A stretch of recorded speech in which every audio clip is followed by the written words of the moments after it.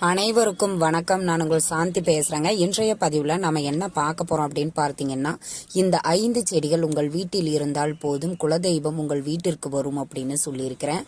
அப்பேற்பட்ட அந்த 5 செடிகள் என்னென்ன அப்படிங்கிறத பத்தி தான் நான் இந்த பதிவுல உங்களுக்காக சொல்ல போறேன். சரி, என்னென்ன செடிகள் அப்படிங்கிறத வீடியோக்குள்ளார போய் பார்க்கலாம் வாங்க. இப்போ பார்த்தீங்கன்னா, ஒரு சிலருக்கு குலதெய்வம் அப்படிங்கிறதே தெரியாமல் இருக்கும்.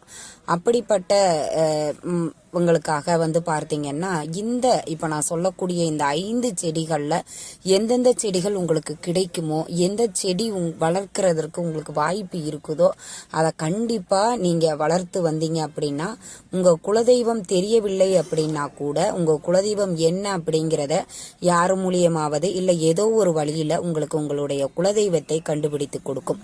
அதே மாதிரி குலதெய்வம் அப்படிங்கிறது ரொம்ப முக்கியம். நம்மளுடைய முன்னோர்கள், நம்மளுடைய வம்சாவளிகள், அவங்க வழி வழியாக பரம்பரையாக வழிபாடு செய்யக்கூடிய தெய்வம் தான் குலதெய்வம்.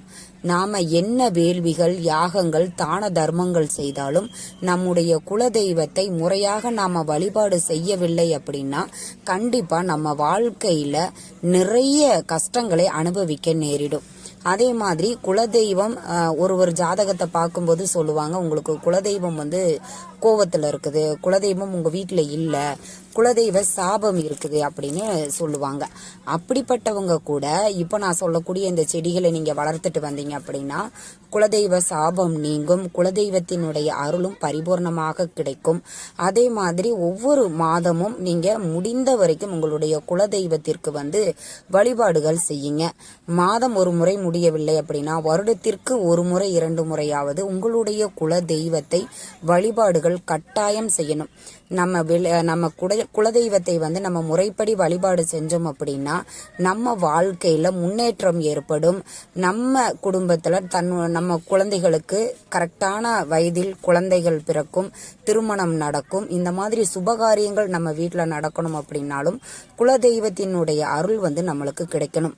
அப்ப நம்ம குலதெய்வ வழிபாடை கரெக்டா செய்யணும். அப்படி செய்யல அப்படிங்கிற பட்சத்துல நம்ம குடும்பத்துல பல நிகழ்வுகள் கெட்டதாகவே நம்மளுக்கு நடக்க ஆரம்பித்து விடும்.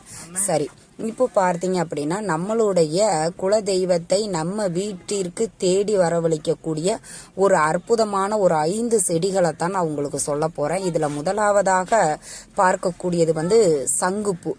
இந்த சங்குப்பூ 2 நிறத்தில் இருக்கும். ஒன்று வெள்ளை நிறம், இன்னொன்று நீல நிறம். இந்த நீல நிறத்திலாக இருக்கக்கூடிய சங்குப்பூவை தான் நம்ம வளர்க்க வேண்டும். இது நீலகண்டன், அதாவது சிவனுக்கு உகந்த பூக்கள் அப்படின்னு சொல்லுவாங்க.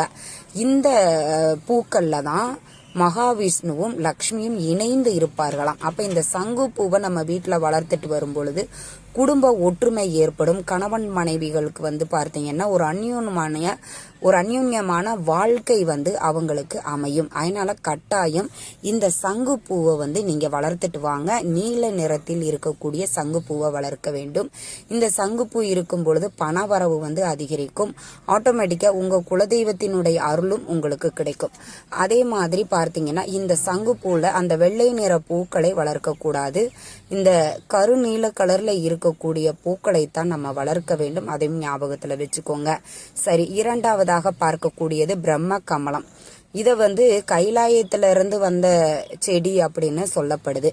இந்த பிரம்ம கமலம் நம்ம வீட்டுல வளர்க்கும் பொழுது நம்மளுக்கு பார்த்தீங்கன்னா அனைத்து தெய்வங்களினுடைய அருளுமே நம்மளுக்கு கிடைக்குமா.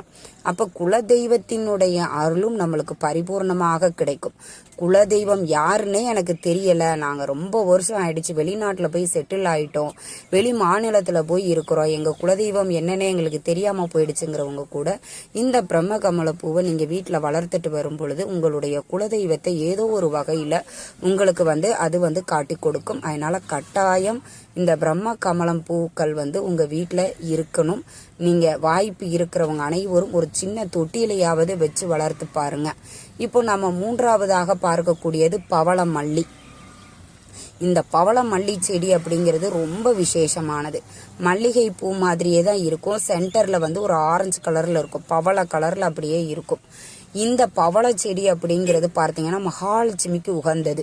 இந்த பவள செடி, இந்த பவள பூக்கள், இந்த பவள மல்லி அப்படின்னு சொல்லுவாங்க. இந்த பவள மல்லி எங்கெல்லாம் இருக்குதோ அந்த இடத்தில் கட்டாயம் மகாலட்சுமி வாசம் செய்வாள் அப்படிங்கிறது ஐதீகம்.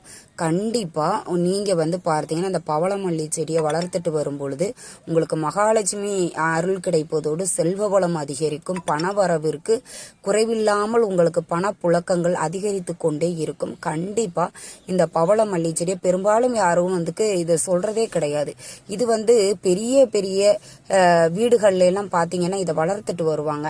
அப்படி எனக்கும் ஒரு தோழி சொல்லிதான் இந்த பவளமல்லி செடியை பத்தின ஒரு தெளிவான ஒரு விஷயம் எனக்கு புரிஞ்சது. கண்டிப்பா இந்த பவளமல்லி செடியை கட்டாயம் உங்க வீட்டுல வளர்த்து வாங்க.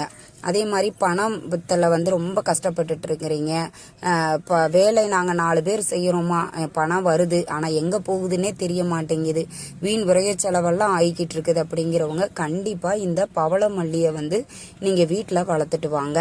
இப்போ 4வதாக நாம பார்க்கக்கூடியது பார்த்தீங்கன்னா துளசி. இந்த துளசி எல்லார் வீடுகளிலுமே நம்ம மேக்சிமம் வளர்ப்போம். ஆனா இந்த துளசி செடியை நம்ம வீட்டுல வைக்கிறதுனால மகாவிஷ்ணுவினுடைய அருளும் சேர்த்து மகாலட்சுமியினுடைய அருளும் கிடைக்கும். நம்ம வீட்டுல எந்த ஒரு தீய சக்திகளையும் அண்ட விடாது அப்படின்னு சொல்லுவாங்க. கட்டாயம் இந்த துளசி செடியையும் நீங்க வீட்டுல வளர்க்க வேண்டும். அடுத்து 5வதாக நம்ம பார்க்கக்கூடியது வெற்றிலை.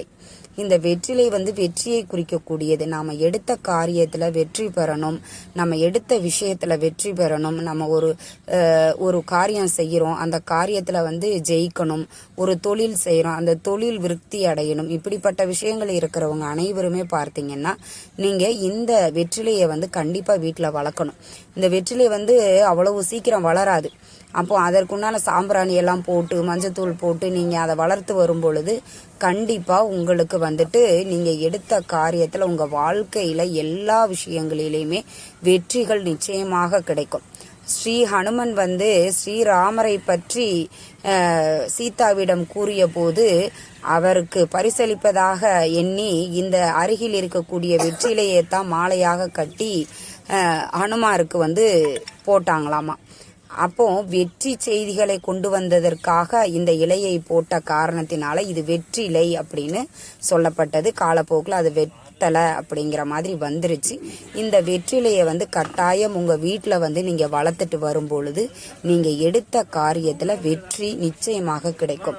இப்போ நான் 5 செடிகள் சொல்லியிருக்கிறேன். இதுல 1-2 செடிகள் எங்களுக்கு கிடைக்கலமா அப்படிங்கிறவங்க பரவாயில்ல, உங்களுக்கு உங்க ஊர்ல என்ன செடிகள் கிடைக்குதோ அதை வாங்கி வீட்டுல வளர்த்துட்டு வாங்க. குலதெய்வ வழிபாடும் செய்யுங்க.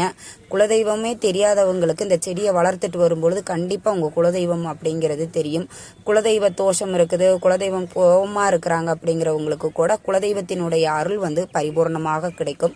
இந்த தகவல் உங்களுக்கு ரொம்பவுமே பயனுள்ளதாக இருந்திருக்கும்னு நினைக்கிறேங்க. வீடியோ பிடிச்சிருந்தா லைக் பண்ணுங்க, ஷேர் பண்ணுங்க, கமெண்ட் பண்ணுங்க. இந்த பதிவை உங்களுடைய உற்றார் உறவினர்கள் நண்பர்களுக்கும் ஷேர் பண்ணுங்க, அவங்களும் பார்த்து பயன்பெறட்டும். நன்றி, வணக்கம்.